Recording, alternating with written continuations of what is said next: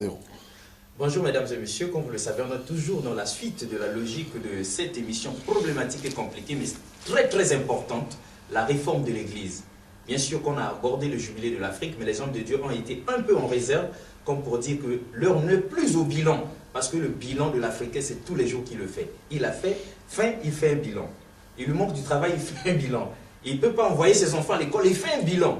Et tout le monde connaît donc, tout le monde sait très bien que le bilan est catastrophique sur le plan politique, sur le plan social, en Afrique où nous sommes, au point où l'homme de Dieu qui amène la réforme de l'Église aujourd'hui va nous dire donc ce que cette réforme de l'Église peut avoir comme incidence sur la vie pratique, la vie sociale de tous les jours des Africains, comme pour dire, pour nous faire oublier un peu cette traversée du désert des 50 ans, et nous faire voir l'horizon que Dieu nous a réservé. Parce que justement, mesdames et messieurs, c'est ça le problème. On se demande, est-ce que Dieu entend encore les Africains? Est-ce qu'il écoute nos prières? Est-ce qu'il nous aime toujours? Parce que ce qui se passe chez les autres est de loin supérieur à ce que nous vivons chez nous. Et lorsqu'on arrive de ce côté-ci, par la grâce de Dieu, on se rend compte que le fossé est énorme entre ici et chez nous là-bas. Et nous autres les profanes, nous autres les arrivistes, nous autres qui sommes tombés comme un cheveu dans la soupe, on est à Paris, on se dit en tout cas, il n'y a rien de plus grand que Paris. On arrive en Belgique, sur invitation de l'homme de Dieu, à Bruxelles, on se dit, tiens, ça veut dire que les forces sont équilibrées entre Paris et Bruxelles. Mais Brazzaville et Kinshasa, en tout cas, n'ont pas d'effet. C'est autant dire que nous avons tout le potentiel, nous avons tous les dons de Dieu, nous avons tout ce qu'il nous a donné. Seulement, on ne comprend pas pourquoi nous n'évoluons pas, pourquoi on a traversé 50 ans comme ça, là, sans aboutir à quelque chose. Seulement, l'homme de Dieu, avant qu'on arrive sur vous, on va donc devoir lire à ces dames et messieurs qui nous suivent, ceux qui ont l'habitude de suivre, donc, lu pour vous. Et nous tirons bien sûr cette lecture de ce livre qui nous avait été dédicacé par le révérend Jean-Marie Matadi, Ngazouba, hier, donc, les ministères du Christ par le Saint-Esprit. Et lorsque nous arrivons sur la page 54, on va nous permettre de lire un peu pour que nous donnions une idée exacte de la profondeur de ce que nous sommes en train de faire et de ce que sont ces hommes de Dieu. Athènes et ses philosophes, Delphes et ses oracles, Rome et ses sénateurs, Jérusalem et ses prophètes. Jérusalem, mesdames et messieurs, et ses apôtres. Personnages fascinants à plus d'un niveau, les apôtres et les prophètes. Ces hommes de Dieu sont des êtres profondément humains, conscients de leur faiblesse, sinon de leur incompétence devant la tâche à accomplir. Comme Moïse, Jérémie, Jonas, rares sont les apôtres et les prophètes qui aspirent à assumer leur mission. Être l'émissaire du Seigneur n'est chose ni enviable ni agréable. Le plus souvent, accablés, pris entre deux forces, ils ne connaissent pas un moment de répit.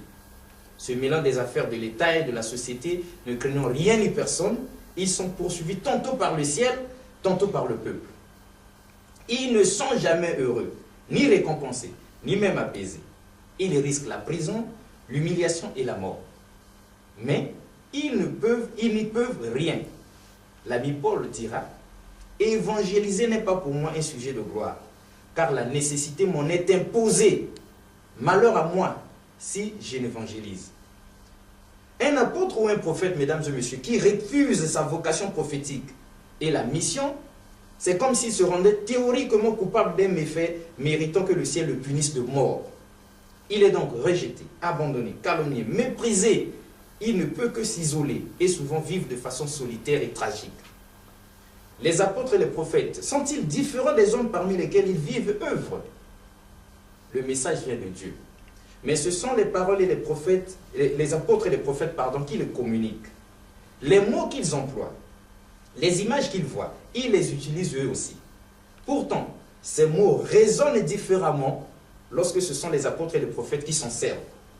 Sur leurs lèvres, les mots quotidiens acquièrent une tonalité qui fait vibrer, comme ce qu'on a vécu aujourd'hui là, au dernier jour du séminaire avec l'homme de Dieu. Une intensité qui fait frémir. Certes, ils vivent au milieu de leurs semblables, ceux-mêmes qu'ils doivent châtier et sauver.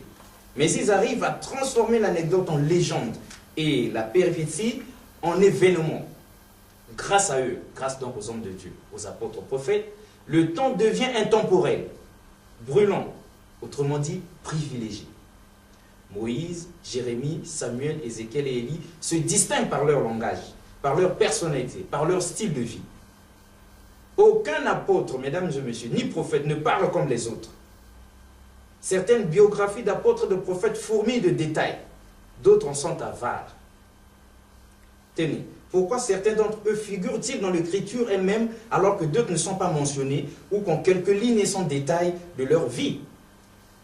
Pourquoi certains sont-ils charismatiques comme Élie, tandis que d'autres semblent plutôt médiocres? Jérémie était célibataire, Osée polygame et ou divorcé.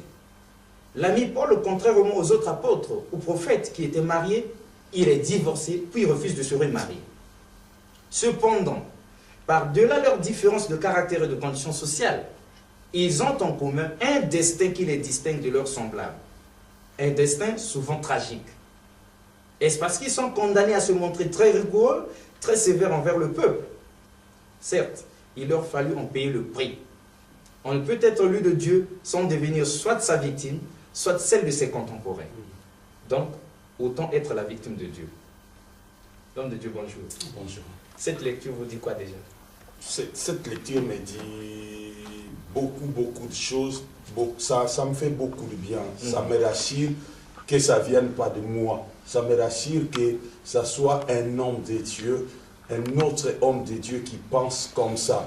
Du coup, ça me rassure que je ne suis pas en train de rêver ou je ne suis pas en train de devenir fou, mais que je suis en train d'identifier aujourd'hui l'exactitude de l'appel des apôtres et des prophètes. Donc ce sont des hommes appelés par Dieu pour essayer de faire ce que Dieu fait.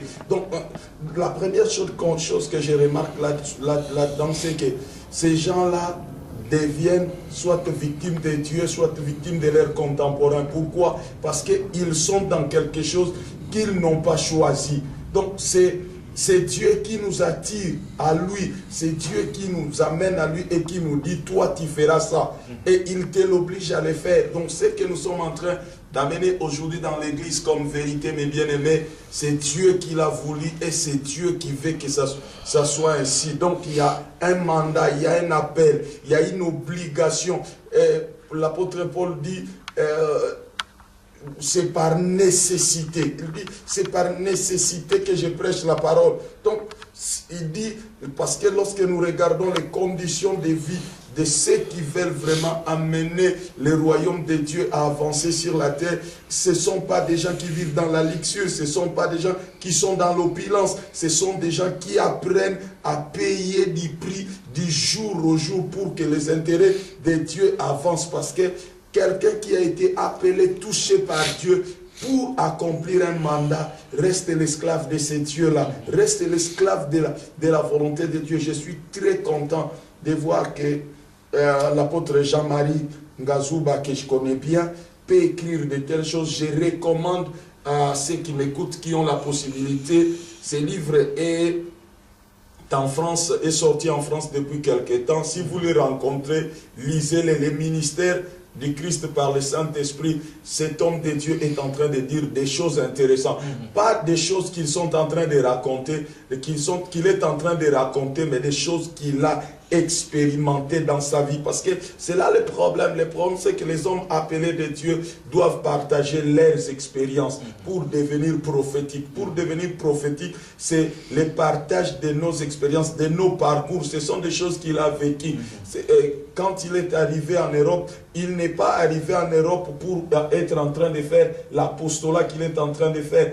Il nous a dit hier qu'il s'est converti dans l'État, malgré qu'ici, d'une famille de pasteurs et petits-fils de pasteurs baptistes, mais il a attendu sa 38e année pour rencontrer le Seigneur. Donc, le Seigneur lui a mené quelque part dans un environnement, il a expérimenté Dieu. C'est pourquoi il est en train d'écrire. Il ne fait pas il n'est pas en train d'écrire des choses qu'il a entendues ou des choses que les autres ont fait, mais il est en train d'écrire son expérience dans le chemin de l'appel de Dieu. Merci beaucoup. En tout cas, ce n'est pas du plagiat, pardon, mesdames et messieurs. Donc, pour ceux qui avaient suivi le premier, deuxième et troisième épisode donc, de la réforme de l'Église, suivi donc du jubilé de l'Afrique, ils peuvent s'étonner de ne pas voir donc, le révérend Jean-Marie sur ce plateau. Donc, pour que vous puissiez vous fixer, et la spiritualité des profondeurs et le révérend Jean-Marie, nous étions donc invités par l'homme de Dieu, qui est ici le révérend Alfred,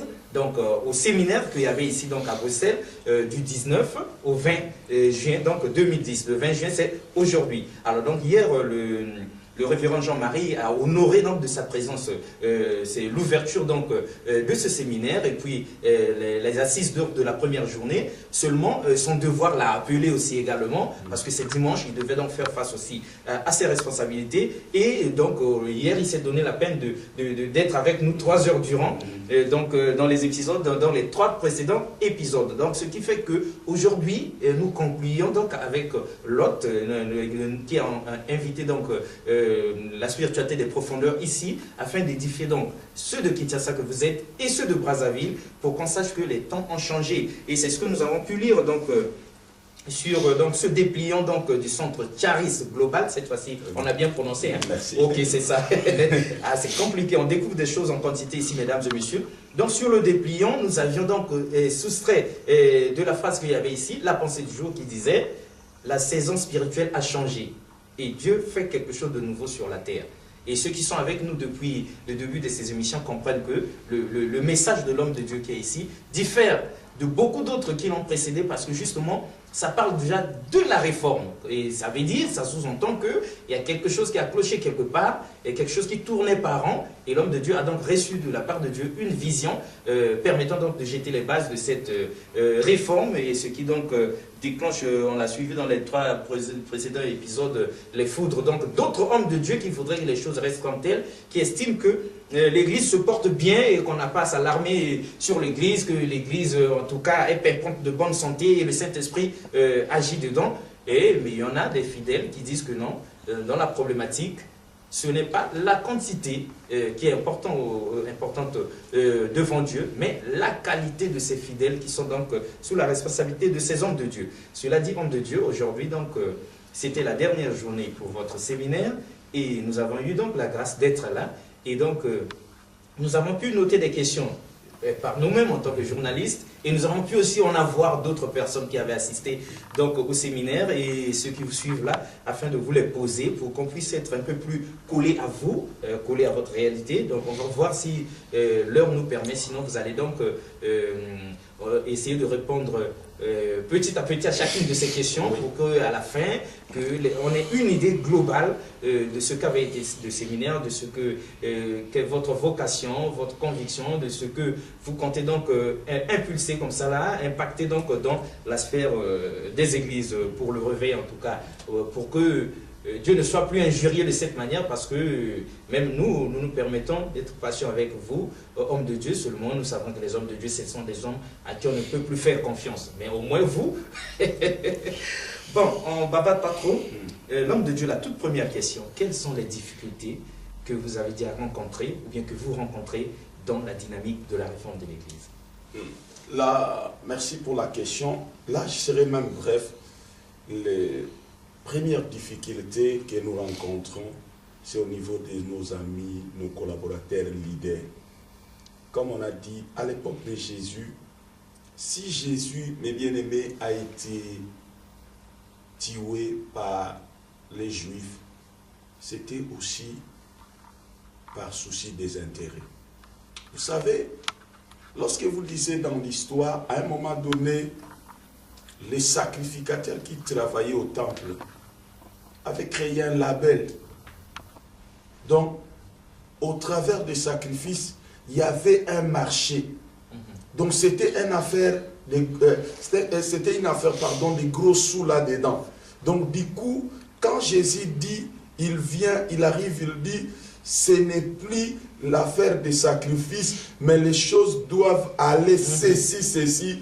Ceux qui avaient les intérêts là-dedans ont dit carrément, non, celui-là est en train de tuer notre business, parce que les problèmes, voici, on les voyait comme ça, on dirait par exemple, il y avait un label, donc on se disait par exemple, les moutons qu'on devait tuer pour sacrifier devaient être achetés que dans telle ferme, et pour avoir un label comme ça, ça devait créer de trop de problèmes. C'est là où les Juifs se sont levés. Donc aujourd'hui, les plus grands problèmes que nous rencontrons avec ces messages, avec l'initiative que Dieu amène, c'est déjà au niveau des hommes de Dieu. Pourquoi? Parce que qu'est-ce que nous avons comme problème? C'est une nouvelle initiative que Dieu lève sur la terre. Maintenant, lorsque un homme de Dieu est déjà positionné, reconnu, s'il n'a pas beaucoup d'humilité, il ne voudra pas descendre et qu'on lui apprenne les voies de Dieu, qu'on lui dise, voilà, les choses ont changé, maintenant on le fait comme ça. Qu'on l'enseigne, il préférerait mourir dans sa position, continuer à dire n'importe quoi, continuer à faire tourner tout un peuple en rond, au lieu de s'abaisser, de s'humilier, pour qu'on partage avec lui la vérité présente que Dieu est en train de lever aujourd'hui dans l'Église. Voilà la difficulté, parce que les peuples n'ont pas un problème. Les peuples sont commandés par les leaders, et si les leaders sont bien travaillés, bien préparés, embrassent l'initiative de Dieu, les peuples vont suivre. Lorsque quelqu'un s'engage dans une église, la première des questions, il ne pose pas la question sur la doctrine. Il ne pose pas la question sur la prédication. Toute la doctrine qu'on lui présente, toute la prédication qu'il donne, il n'a qu'à dire Amen. Donc du coup, si les hommes de Dieu que nous sommes embrassent cette initiative, les membres l'embrasseront. Alors, deuxième question, il y a quelque chose qu'on avait oublié donc, dans les 3 précédentes émissions, quelque chose de très important. Quelle est la place de l'homme, quelle est la place de la femme auprès d'un homme de Dieu? La place de la femme auprès d'un homme de Dieu, c'est une place très intéressante. Parce que la femme occupe la même place dans la vie d'un homme. Je ne dis pas que c'est la même chose, mais la femme occupe la même place dans la vie d'un homme que le Saint-Esprit. Que le Saint-Esprit dans la vie d'un chrétien. Donc, si un homme comprend l'importance du Saint-Esprit dans sa vie, comprendra la place de la femme. Parce que le Saint-Esprit est appelé Paraclito, est appelé l'aide. Le consolateur, c'est lui qui aide les autres. Donc quand Dieu a créé la femme, Dieu l'a appelée l'aide de l'homme. Donc la femme a une place très importante. Mais aujourd'hui, dans ce que nous sommes en train de comprendre aujourd'hui, la place de la femme dans la vie d'un homme de Dieu, c'est d'être une bonne épouse, d'être une bonne maman pour les enfants, et d'être une bonne femme pour son foyer, et d'être une femme moderne, capable d'être bien, d'être éduquée, d'être instruite, d'être travailleur, d'être une femme qui a la vie de prière, d'être une femme qui assiste, d'être une femme hospitalière, mais qu'il n'est pas mis en place. Par exemple, aujourd'hui, la terminologie maman pasteur pose des problèmes dans les églises. Lorsque la femme du pasteur commence à être appelée maman pasteur, il croit de surcroît qu'il devient ministre de Dieu, où il a des responsabilités dans l'église. Moi, je conseillerais aux hommes de Dieu d'essayer de mettre leurs femmes à leur place au niveau de la famille, de prendre soin des enfants, de s'occuper bien de la famille, de prendre soin de l'homme de Dieu. Parce que beaucoup de familles des hommes de Dieu, beaucoup de familles des serviteurs de Dieu ont des problèmes, parce que depuis toujours, on nous a fait croire que la famille venait après l'église, la famille venait après le ministère, alors que la famille c'est déjà l'église. Aujourd'hui, nous avons compris avec la révélation de Dieu que d'abord il y a Dieu, il y a la famille, et puis il y a l'église, le ministère ou l'église. Parce que si on n'a pas bien pris soin de sa famille, le ministère, on ne le fera pas bien parce qu'à chaque fois que le diable voudra nous créer les problèmes, ça commencera dans la famille. Donc ça devient aujourd'hui très important que les hommes de Dieu redéfinissent encore les rôles de la femme, parce que la femme de l'homme de Dieu a été toujours la femme rejetée, mal comprise dans l'église, parce que l'homme de Dieu au départ l'a mal positionné, et lorsque quelqu'un veut créer un problème dans l'église, il touche la femme de l'homme de Dieu. Et l'homme de Dieu doit être en mesure de protéger sa femme. La Bible nous dit ne donnez pas accès au diable. C'est notre capacité à protéger nos femmes et à protéger nos familles aussi qui fera que nous soyons. Parce que la Bible dit, celui qui ne sait pas prendre soin de sa famille est pire qu'un infidèle. Donc bien aimé, aujourd'hui, nos mamans, nos sœurs ont une place très importante dans la vie des hommes de Dieu. Parce que si un homme de Dieu n'a pas une bonne femme, c'est des problèmes en perspective. Donc la femme doit être éduquée, travailler, passer du temps à prier avec elle, passer du temps à partager la parole de Dieu, enseigner des choses qu'on dit à l'église, les choses qu'on dit aux autres, expérimentez-les d'abord dans la famille. Commencez à vivre ça toi-même, vois ça dans la vie de ta femme et on verra dans la suite des mesures. Lorsque tu amènes ça devant les gens, dans ta maison, tu as déjà incorporé les choses et ça sera une force pour nous d'avancer. C'est très important. La femme aujourd'hui, dans la vie des hommes, de l'homme de Dieu, occupe un rôle qui est vraiment capital. Parce que sans une bonne épouse, sans une bonne mère pour ses enfants, c'est des problèmes pour l'avenir. Merci beaucoup. C'est très bien tout dit avec les mots qu'il faut. Seulement, cette question, homme de Dieu, on vous a posée parce que justement, il y en a qui se plaignent à l'ombre là-bas, dans le noir, contre les hommes de Dieu, parce que on estime que le divorce, au moins, c'est l'affaire des fidèles. Eux, ils n'ont pas la connexion directe avec Dieu. Le divorce, c'est l'affaire des païens. D'où vient-il que par les temps qui courent, il y a aussi des hommes de Dieu qui divorcent de leurs femmes? Merci pour la question. Dans cette question-là, je répondrai à des choses. Le problème, c'est que d'abord, on s'est mal mis ensemble. Le fondement a été mal posé. Vous savez, aujourd'hui, beaucoup des hommes de Dieu, beaucoup des enfants de Dieu, pas seulement des hommes de Dieu, mais beaucoup des enfants de Dieu se sont mis ensemble dans des mariages par des motivations impures. Et lorsqu'on se met ensemble par des motivations impures qui sont soutenues par le diable, à un moment donné, le diable va nous créer des problèmes. Donc, il va nous créer des problèmes et ça deviendra insupportable. Mais le problème, c'est quoi? Le deuxième problème, c'est que les ambitions aussi des hommes de Dieu aujourd'hui créent des problèmes. Parce que quand je me suis marié, peut-être je n'avais pas des ambitions que j'ai au sujet aujourd'hui. Et plus mes ambitions deviennent de plus en plus grandes, plus j'oublie la famille et à la recherche de l'élévation, à la recherche d'une grande église, à la recherche de quoi? Du coup, du jour au lendemain, il y a des fractures dans les familles. Les hommes de Dieu sont toujours absents.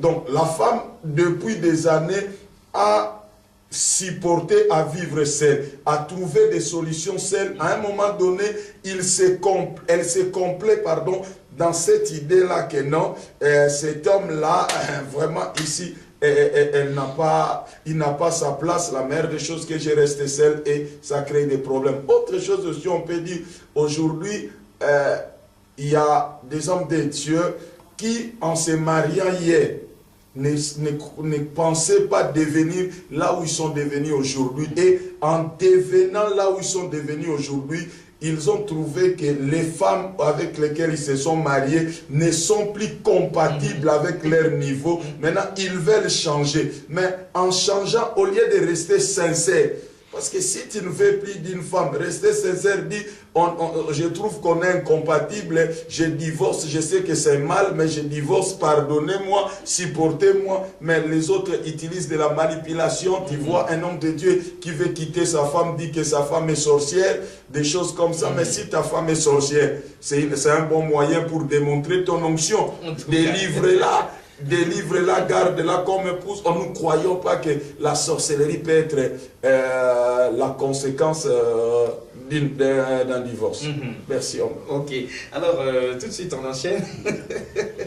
On a constaté, homme de Dieu, que vous êtes vraiment bien lancé, bien ancré dans cette dynamique de la réforme de l'Église.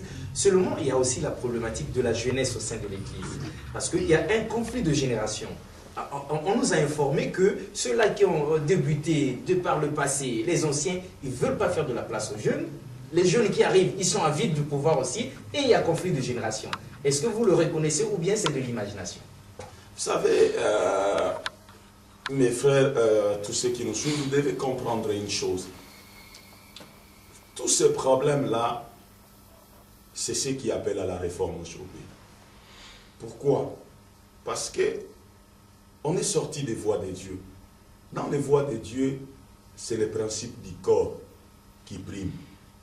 Dans les principes du corps, nous avons des parties du corps qui sont grandes en taille et que nous avons des parties du corps qui sont petites en taille, mais qui sont nécessaires dans la composition et dans le fonctionnement du corps. Donc cela veut dire, être ancien dans le corps ne dépend pas, ne te donne pas une position.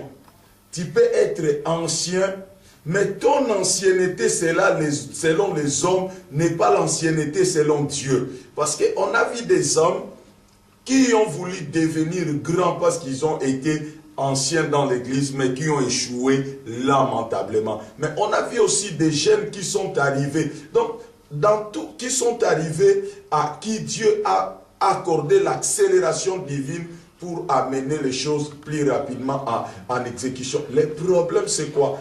Dans toutes choses, c'est la notion de l'équilibre. Il doit avoir de l'équilibre. Ceux qui sont en train de finir leur carrière dans le ministère doivent croire à la relève. Et ceux qui sont en train d'arriver dans le ministère doivent croire à l'expérience des anciens. Et lorsque on mixe l'expérience des anciens, la sagesse et la fougue de la jeunesse, les ailes. Aujourd'hui, il y a beaucoup d'hommes de Dieu qui doivent comprendre qu'il y a des choses que moi j'ai fait il y a une dizaine d'années que je serais incapable de le faire aujourd'hui. Parce qu'il y a une dizaine d'années, je n'étais pas marié, je n'avais pas des enfants, donc je pouvais aller partout. Donc voilà pourquoi aujourd'hui nous avons besoin de cette relève-là, des gens qui sont encore libres par rapport à leur temps, par rapport aux engagements familiers et tout, qui peuvent être important dans les services. Donc, le problème, c'est le problème de l'équilibre. Comprendre les principes du corps et mettre de l'équilibre. Ceux qui viennent doivent comprendre qu'avant eux, il existait quelque chose.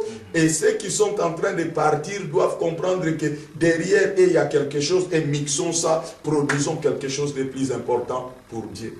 Merci. Merci, homme de Dieu. Donc, dans la question suivante, dans ce très grand et très beau pays qu'est la RDC, par les temps qui courent, il y a comme une sorte de slogan, il y a une sorte de leitmotiv, donc le changement des mentalités. En tout cas, tout le monde s'est rendu compte que non, on a un trésor comme pays de la part de Dieu, mais certainement que ça ne tourne pas rond dans nos têtes, on doit changer de mentalité. Est-ce que le changement de mentalité, ça concerne aussi l'Église dans la réforme de l'Église? Oui, mais le problème c'est quoi?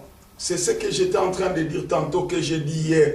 Aujourd'hui, le monde, Dieu est en train d'ouvrir l'espace à l'Église.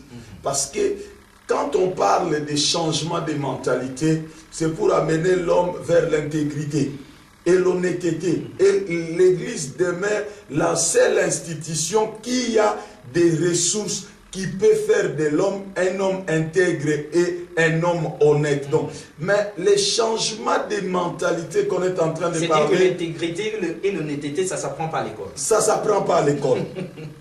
Aucune école de finance, aucune école d'économie, aucune école de sciences politiques, aucune école de droit peut apprendre l'honnêteté et l'intégrité. La seule institution qui peut enseigner l'honnêteté a des ressources pour enseigner l'honnêteté et l'intégrité, c'est l'Église. Donc aujourd'hui, Dieu est en train de donner la place à l'Église, mais l'Église doit être conséquente d'elle-même. Il doit comprendre sa vraie nature. Qu'est-ce qu'elle est au fait? Pourquoi? Parce que Quand vous parlez aujourd'hui en RDC, on parle de changement de mentalité. Nous risquons de tomber dans les pièges des vocabulaires, dans les pièges de l'hypocrisie. Donc quand souvent on parle de changement de mentalité, on parle de changement de mentalité pour les autres. En tout cas. On ne parle pas de changement de mentalité pour soi-même. Donc cela veut dire, les changements, on peut demander les changements aux autres parce qu'on a changé soi-même. Parce qu'aujourd'hui, on ne peut pas réformer l'Église si moi-même, je n'ai pas réformé ma mentalité. L'apôtre Jean-Marie était en train de dire hier, on a dit, un voleur ne cesse pas d'être un voleur parce qu'il a dit qu'il ne vole plus. Peut-être ce n'est pas parce qu'il n'a plus d'occasion. Le jour où il a la première occasion, sa vraie nature va l'atteindre. Donc moi, je pense que pendant qu'on est en train de parler de changement de mentalité, c'est un bon leitmotiv, c'est un bon vocabulaire, c'est un bon défi. Mais ces changements de mentalité doivent commencer par ceux qui les déclarent. Donc si c'est l'Église qui veut un changement en son sein et impacter la société, l'Église doit commencer à faire quoi? À changer. Parce que nous allons nous rendre compte que aujourd'hui, par exemple, les gens qui sont... parlons un peu de la politique. Les gens qui sont dans l'opposition aujourd'hui, ce sont ceux qui ont dirigé hier au Congo.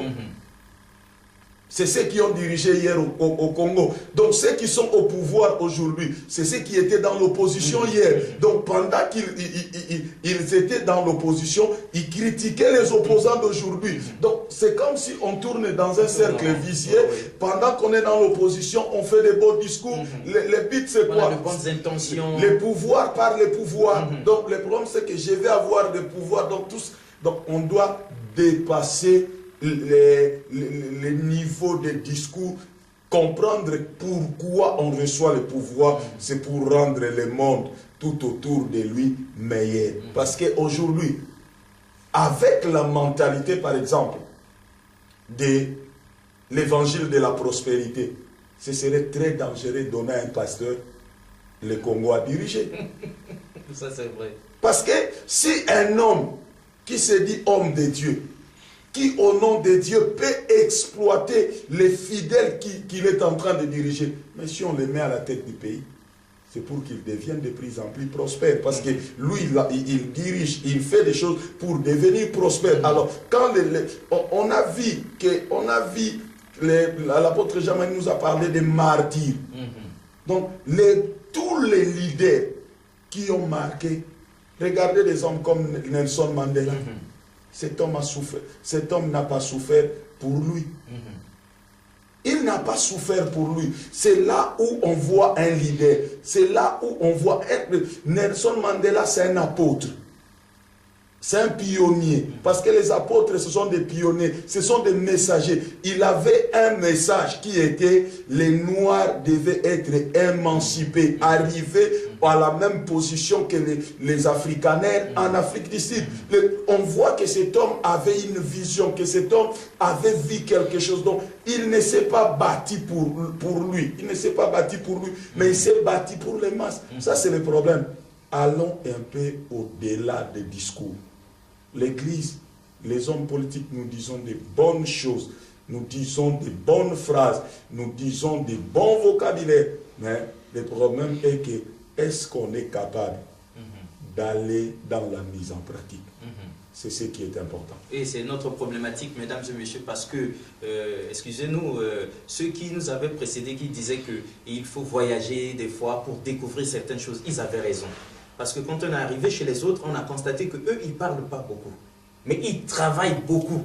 Ils parlent peu et travaillent énormément. Seulement nous, en Afrique, nous parlons beaucoup. Et nous travaillons très très peu. Il faudrait un changement de mentalité. Et des politiques, et des religieux, de tout le monde, à tous les niveaux de la société. Alors, autre problématique, donc l'homme de Dieu dans la sphère mondaine, on sait que l'argent, c'est le nerf de la guerre.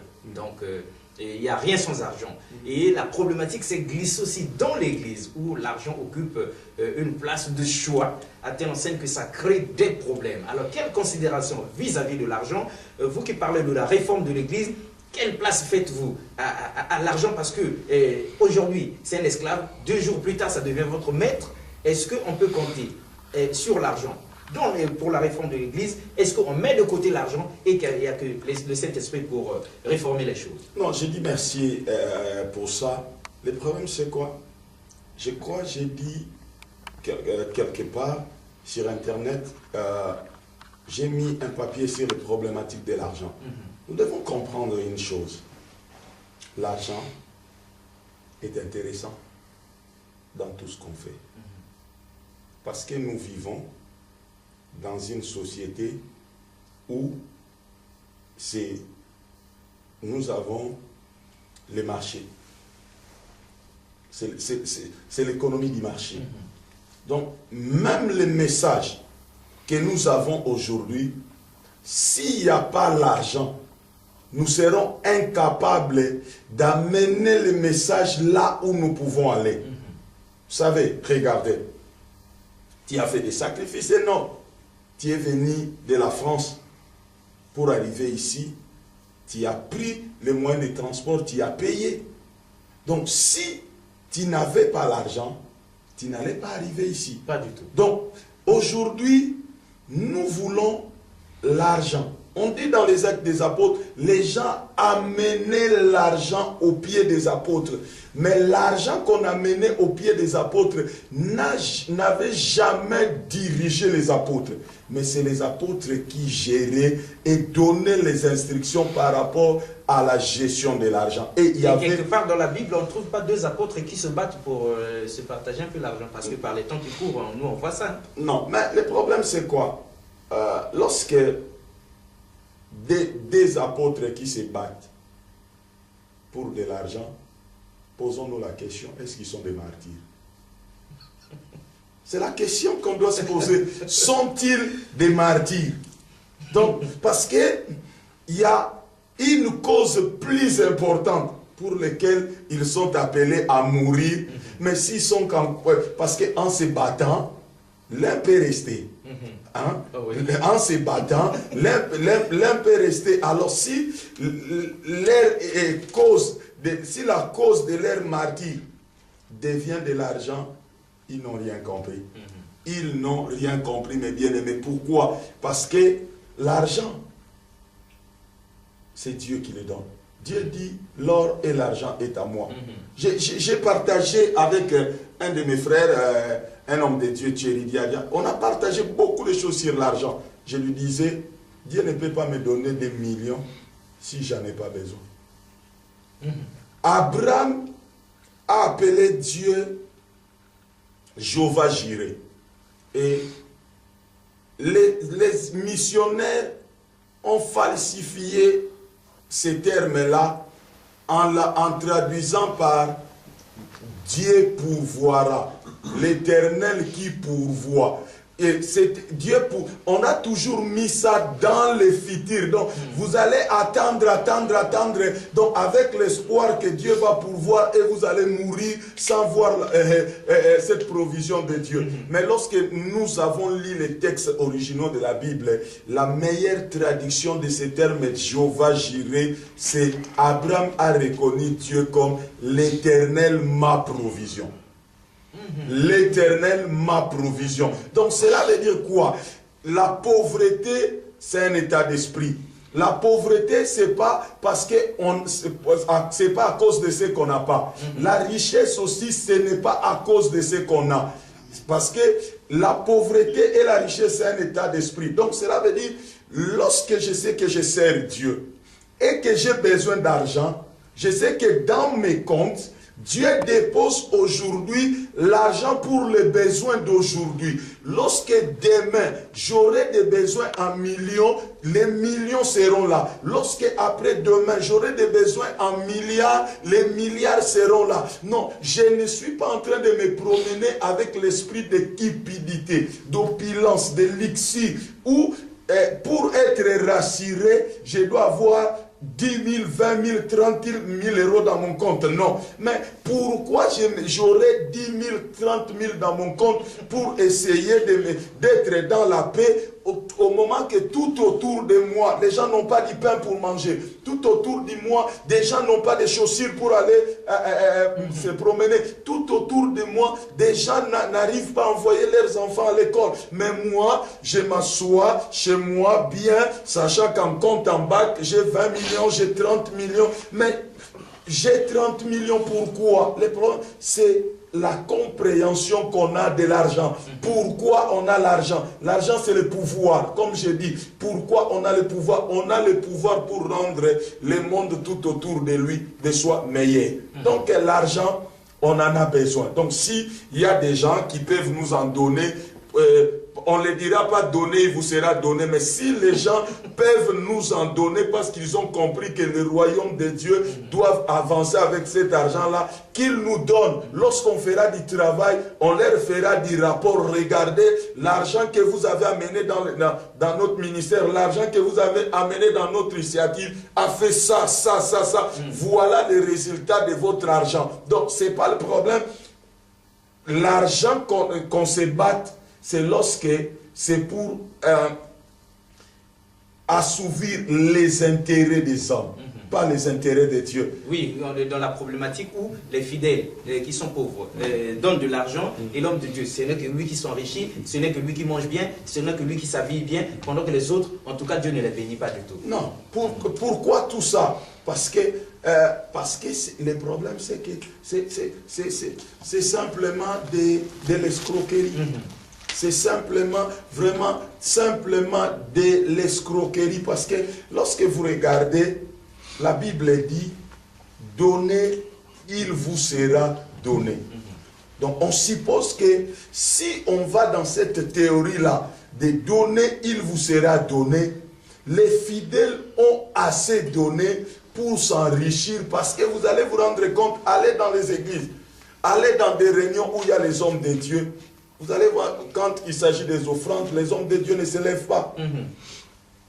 Ils ne se lèvent pas souvent, parce qu'il y a beaucoup qui ont compris que, non, qui ont compris qu'ils sont là pour prendre. Parce que Christ a dit, il y a du plaisir à donner qu'à recevoir. Allez-y en Afrique, vous allez vous rendre compte qu'un serviteur de Dieu, on n'est pas en train de faire la publicité ici, mais un serviteur de Dieu est en train de prêcher bien habillé, costume, cravate, avec des chaussures, des marques de chaussures. Il prend même le loisir de montrer aux membres que moi, j'étais chez tel cordonnier, j'étais chez tel couturier, voilà ma chemise. Mais à côté, vous avez son interprète qui a des mauvais paires de chaussures, on ne sait même pas si ce frère-là a mangé le matin avant de venir à l'église, mais il a à côté de lui, celui qui le fait travailler, c'est un homme opulent, luxueux, qui roule, où on voit sous la pluie, un homme de Dieu est en train de passer dans sa voiture, il voit les membres de son église qui sont en train d'aller à l'église au même endroit que lui, mais il les salue de loin, il est même fait signe, on se voit à l'église, mais il est seul dans la voiture. Mais il a reçu le pouvoir. C'est pour rendre la vie de ces gens-là meilleure. Il les laisse sous la pluie, mais ils vont se revoir dans l'église. Le problème, c'est qu'est-ce qu'on a compris de l'argent? L'argent, c'est le pouvoir.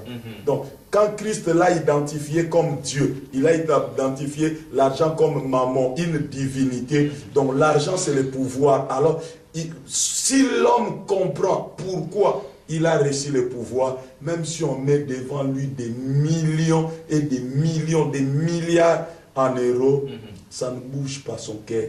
Il saura que non, Dieu me donne pour que les gens tout autour de moi deviennent. Il ne se bat pas.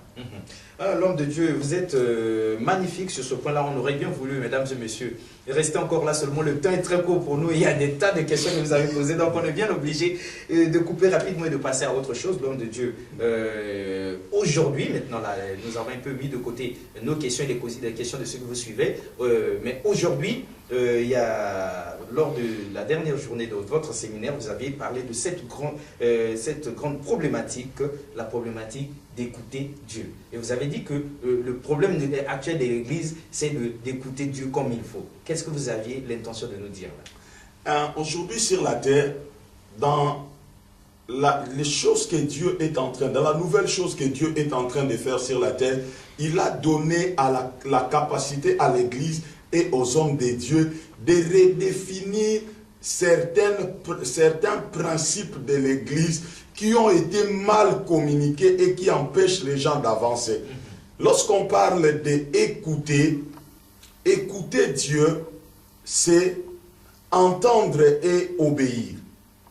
Donc, lorsqu'on a entendu et qu'on n'a pas obéi, on ne peut pas prétendre écouter Dieu. Donc, ce que les hommes de Dieu ou ce que les enfants de Dieu appellent aujourd'hui écouter Dieu doit être dit: j'ai entendu la voix de Dieu. Mais lorsque Dieu parle, Dieu attend l'obéissance. Et puis, les problématiques d'écouter Dieu aujourd'hui a amené dans l'église des superstars, les gens qu'on appelle des prophètes, qui se positionnent comme des superstars. On n'en a pas besoin parce que l'homme dans son essence a été créé prophétique. L'homme, quand Dieu a créé Adam, quand il a fini tout, la chose d'après que Dieu a fait, la Bible dit, Dieu lui parla. Donc Dieu a parlé à l'homme. Donc tout être humain, qu'il soit chrétien, qu'il soit non chrétien, qu'il soit chrétien, bouddhiste, hindou, qu'il soit athée, tout être humain peut entendre la voix de Dieu. Mais on attend la voix de Dieu par rapport au contexte dans lequel tu te retrouves. Dieu n'a jamais parlé à Adam et Ève quand il était dans le jardin, quelque chose qui concernait hors du jardin. Parce que Adam et Ève ne connaissaient pas les lignes au-delà du jardin. Donc Dieu nous parle par rapport à un contexte. Je m'explique. Dieu nous parle par rapport à un contexte. C'est comme si Dieu aujourd'hui est en train de parler à l'homme. Mais Dieu ne peut pas parler, par exemple, à quelqu'un qui est au Congo, au fond du Congo, d'une réalité qui se passe aux États-Unis. Cet homme n'a jamais vécu aux États-Unis, il ne comprendra jamais la parole de Dieu. Il ne comprendra. Dieu n'est pas là pour nous mettre dans la confusion. Donc Dieu est là pour nous éclairer, pour nous parler par rapport à notre contexte et par rapport à une demande. Alors, tous les hommes peuvent écouter Dieu. Par exemple, parlons d'un contexte. Quelqu'un qui vit dans le mal, avant que Dieu vienne te dire qu'il va te bénir, il va te dire d'abord répands-toi. Donc quand tu vis dans le mal, tu es conscient que tu vis dans le mal et qu'un prophète vient te dire que Dieu va te bénir, c'est un faux prophète. Parce que Dieu doit, la bénédiction de Dieu, alors il doit bien t'expliquer que la bénédiction de Dieu, c'est de te donner la force pour changer. Parce que Dieu parle par rapport à un contexte. Donc, quand on voit les parcours des enfants d'Israël, les parcours de la Bible, Dieu n'a jamais parlé hors contexte. Dieu parle à tout le monde, même les gens qui vivent dans le mal le plus profond. Dieu vient là-bas et leur parle. Parce que Job dit, Dieu parle tantôt d'une manière, tantôt d'une autre. Mais c'est l'homme qui ne fait pas attention. Donc, quand on parle d'écouter Dieu aujourd'hui, écouter Dieu égale entendre plus obéir. Parce que souvent, en Afrique, quand on punit nos enfants, on a l'habitude de les tirer les oreilles et de leur dire, toi tu n'écoutes pas, toi tu n'écoutes pas. Mais quand on dit à un enfant, toi tu n'écoutes pas en tirant son oreille, est-ce que cet enfant est sourd? Non. Seulement, cet enfant entend, mais n'obéit pas. Donc, l'Église aujourd'hui entend la parole de Dieu, mais a du mal à exécuter. Voilà pourquoi on voulait réapprendre à l'Église à écouter Dieu. C'est très important, l'homme de Dieu a aussi cette problématique que vous avez épinglée. On est tous créés à l'image et la ressemblance de Dieu. On est supposé, ou bien par principe, on devrait donc être connecté à ce Dieu-là, capable de causer et aux uns et aux autres. Seulement, vous avez épinglé l'aspect qu'il y a de ces hommes de Dieu qui accaparent toutes les connaissances pour eux, et afin que les fidèles soient toujours inférieurs à eux, et eux, c'est eux qui sont beaucoup plus rapprochés de Dieu, et c'est à eux de transmettre tout ça aux fidèles. Qu'est-ce que vous vouliez dire là? Est-ce que nous avions bien compris votre pensée? Est-ce que vous pouvez la redéfinir? Non, j'étais en train de parler d'un principe, le principe des Nicolaïtes, où il y a l'inégalité dans l'église. Vous trouverez dans une église un homme de Dieu plein de talents, plein de connaissances, mais qui bâtit une église ignorante, où les gens sont arriérés dans les mentalités, dans les compréhensions des choses.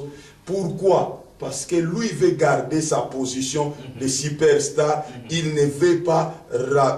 Ça, c'est même l'effet de la globalisation.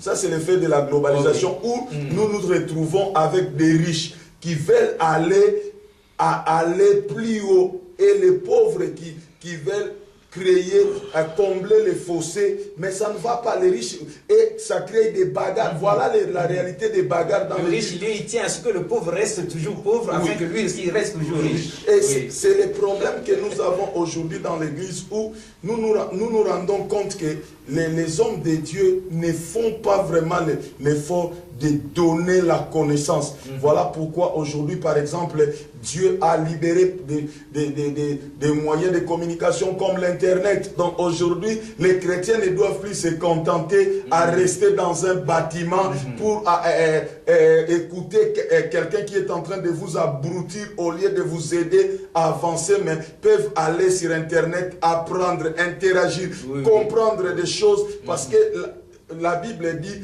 Dieu est en train de répandre aujourd'hui sur la terre sa connaissance comme l'eau remplit les fonds des mers. Donc aujourd'hui, si quelqu'un veut rester ignorant, c'est pas ce qu'il veut. Aujourd'hui, Papa Alexis, tu peux avoir les mêmes connaissances que quelqu'un qui a fait 7 ans en médecine, mais sans avoir le diplôme, parce que sur Internet, toutes les choses, aujourd'hui tu es sur Internet, tu tapes anesthésie, on te donne c'est quoi l'anesthésie, que la technologie, tout. Donc aujourd'hui on a la possibilité d'avoir la Bible online, de lire.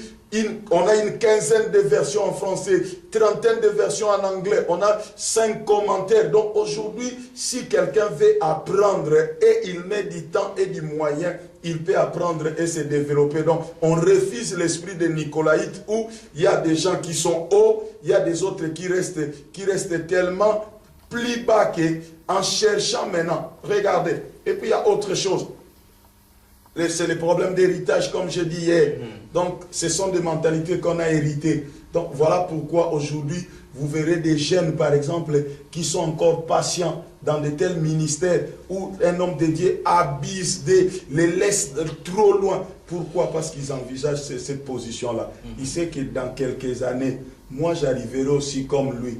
Je ferai comme lui. Alors si aujourd'hui on anéantit ce système, moi demain j'arriverai pas. Donc aujourd'hui on a des jeunes hommes de Dieu qui envient des hommes de Dieu qui sont soi-disant reconnus, des grands dans ce monde parce que ils veulent arriver là. C'est ça le problème. En tout cas, l'homme de Dieu, le temps est contre nous. On ne sait pas trop comment on va faire. Mais une toute dernière question, vous allez essayer de voir ce qu'on pourra dire. Vous avez aussi parlé du fait que de la même manière que dans le monde, on chosifie la femme, on s'en sert pour des pubs et tout ça. L'Église aussi aujourd'hui chosifie nos sœurs en Christ, chosifie nos mamans qui sont là. Donc, comme pour les intérêts de cette Église-là. Qu'est-ce que vous aviez envie de nous dire en fait, nous voulions dire que nous devons comprendre une chose très importante, mes bien-aimés. La femme, c'est un être merveilleux. C'est un être merveilleux. Parce que si Dieu avait donné à l'homme la femme, ce n'était pas pour que la femme soit un objet de décor. Et aujourd'hui, on se rend compte que c'est comme si la femme, que ce soit en Occident, que ce soit dans le monde, que ce soit dans l'église, la femme est quelque peu chosifiée comme ça. Donc, la femme, même dans l'église, est devenue l'objet de décoration. Moi, j'ai vu dans des églises où il y a un prédicateur qui prêche pendant 1 heure du temps, mais il y a une femme à côté avec son mouchoir. Donc, à chaque fois que cet homme veut s'essuyer, la femme donne le mouchoir. On appelle ça le protocole. Donc, ça, ce sont... Donc, au même moment, il y a un homme de Dieu qui parle, mais au même moment, on met une jeune fille belle devant. Donc, du coup, on est donc, ce qu'on poursuit, ce n'est pas vraiment les protocoles, mais c'est faire bien. Alors, ça, ce sont des choses. À ces places-là, pourquoi on ne mettrait pas des hommes très musclés? des hommes capables, des hommes très forts, résistants, très résistants, qui peuvent rester là. De Dieu parle, lui aussi il est debout. Lui aussi il est debout. Et c'est la même chose. Donc, le problème, c'est comme quand dans une pipe de biscuits ici en Occident, on vous met une femme déshabillée, on ne sait pas qu'est-ce que ça vient à faire le là. rapport entre la femme nue et le biscuit. Donc, c'est le même problème qu'on a dans l'église. Donc, moi, je pense que selon Dieu, aujourd'hui, nous sommes en train de comprendre que nous devons ramener nos sœurs à leur place. Parce que la Bible dit en Jésus, il n'y a ni homme ni femme. Donc nous devons traiter les femmes avec beaucoup de considération dans l'église.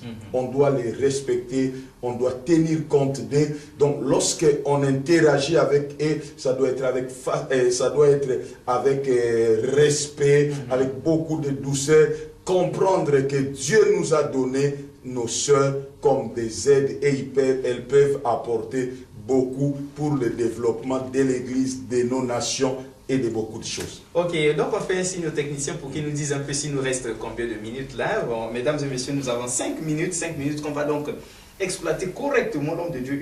Une dernière question, certainement une toute dernière. Et nous pensons que, puisque c'est des questions des gens qui vous ont suivi, on aura toujours l'occasion un jour de revenir comme pour les poser. C'est très important pour arriver donc à cette réforme de l'Église. Voilà la toute dernière question. Enfin, vous disiez que la problématique de l'Église aussi aujourd'hui, c'est celle de la contemplation. Elle se résigne à contempler. Elle est comme cet homme-là qui arrive devant une belle vitrine de magasin, mais sans argent et contemple. Alors, en clair, vous disiez quoi? En clair, nous voulions dire que... Et c'est par là que vous allez terminer. En clair, nous voulons dire pour terminer que, mes bien-aimés, comprenez une chose. L'Église est tombée dans les pièges de la religion. Donc, l'Église est devenue religieuse. Et la religion, c'est la capacité de prendre Dieu et de le mettre sur un piédestal. Et c'est comme devant une vitrine d'un magasin où tu n'as rien pour acheter, tu viens, tu contemples malgré l'envie, mais tu partiras sans avoir la chose. Et tu te dis, si j'avais l'argent. Donc si j'avais l'argent, j'achèterais. Donc c'est la même chose aujourd'hui. Dieu est positionné dans l'église comme quelque chose qu'on ne peut pas atteindre. Alors que par Jésus-Christ, Dieu a voulu lui-même se réconcilier avec l'homme. Parce que même lorsqu'on parle de la révélation, c'est Dieu qui s'est révélé à l'homme. Ce n'est pas l'homme qui a révélé Dieu, mais c'est Dieu qui s'est révélé à l'homme. Donc nous devons bannir dans l'église la religion, ramener Dieu au milieu du peuple. Alors, mesdames et messieurs, vous l'avez compris, on n'est vraiment pas arrivé à la fin de cette problématique, mais c'était très important, on a pu faire ce qu'on pouvait faire. On pense que donc Dieu pourra mettre donc la main comme pour dire, lui-même toucher les cœurs seulement. On ne peut pas terminer sans lire un peu donc les presque derniers mots de ce dépliant donc, de nos frères de Charis Global, on apprend à prononcer ça correctement. Il dit ceci, nos valeurs, style de vie du royaume. Les membres s'engagent à vivre complètement d'une manière à exprimer les valeurs du royaume comme définies par la parole de Dieu. Nous ne nous limitons pas seulement à connaître, mais désirons ardemment le faire. On ne se limite pas à connaître seulement, à entendre, mais on applique. Processus personnel. Chaque membre doit s'engager à poursuivre la mort personnelle en rapport avec ses désirs égoïstes et ambitions charnelles. L'adoration, prière et étude de la Bible. Ces trois éléments sont des facteurs clés de notre style de vie.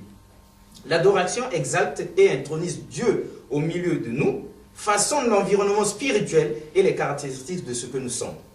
La prière est notre manière de nous abandonner à la volonté de Dieu et de coopérer avec celle-ci.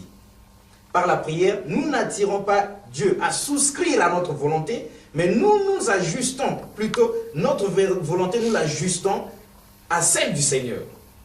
Par la lecture, donc la lecture biblique et la méditation, nous voulons faire de la parole de Dieu une partie intégrante de notre vie de tous les jours. Et il y a aussi cet aspect, le voyage.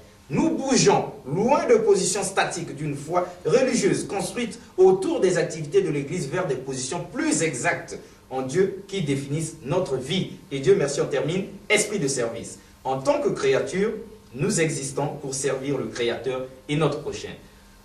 Merci d'entendu. Merci beaucoup. Ça a été un plaisir pour nous. Merci beaucoup.